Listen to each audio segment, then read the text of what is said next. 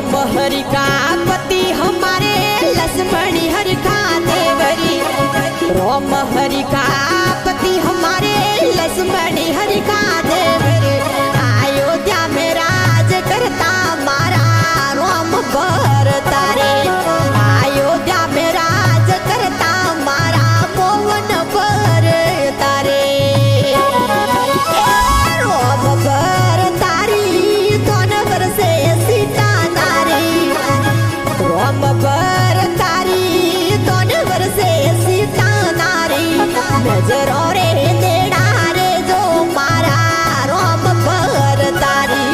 नजरों रे यागल रे जो मारा मोहन भरता री।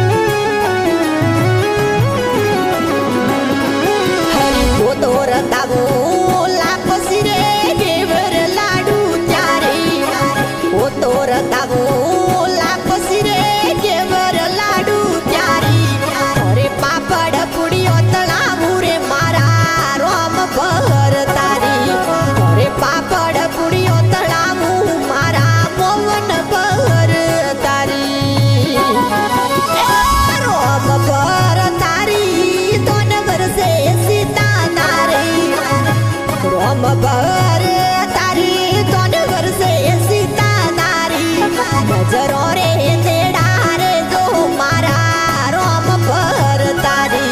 नजरों रे यागल रे जो मारा मोहन भरता री।